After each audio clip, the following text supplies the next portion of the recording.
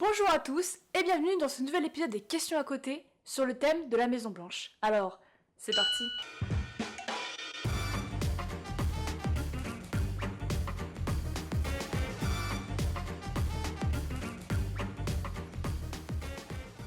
Étant donné le contexte politique actuel et le fait que l'investiture de Donald Trump m'est, légèrement déprimée,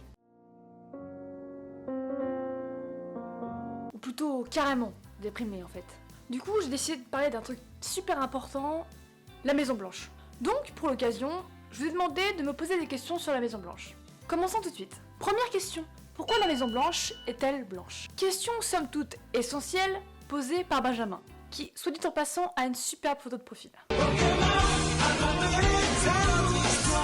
À sa construction en 1800 pour environ 2,5 millions de dollars, le bâtiment présidentiel était appelé soit palais présidentiel, soit château présidentiel, ou encore manoir présidentiel. En clair, on rajoutait le mot présidentiel et ça passait tout seul.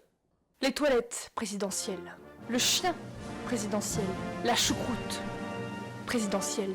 Sauf que voilà, en 1814, un incendie brûla une bonne partie de la chaumière présidentielle. Du coup, tout fut repeint en blanc, et c'est une des raisons pour laquelle on appelle la Maison Blanche la Maison Blanche. On dit aussi que ce nom vient de l'ancien domaine de l'épouse de George Washington, la White House Plantation, qui se trouvait en Virginie. Deuxième question, il se passe quoi là-dedans? Y'a quand même pas que des chambres d'amis. Une question posée par Thomas, qui pense racheter la Maison Blanche, mais qui a pas trop le temps pour visiter. On va lui donner un petit coup de main.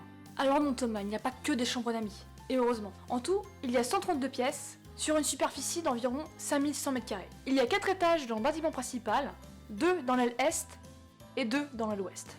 Ah, alors c'est ça l'aile ouest. 35 salles de bain, 10 bureaux dont bureau Val, 412 portes, 3 ascenseurs. Mais ça, Thomas et moi, on s'en fout. Nous, ce qu'on veut savoir, c'est est-ce qu'il y a de quoi se divertir à la Maison Blanche. Eh bien oui, il y a de quoi. Une salle de cinéma, un bowling et une piste de jogging. Une route quoi. Un cours de tennis, un terrain de basket, un green de golf. Oui. Green comment?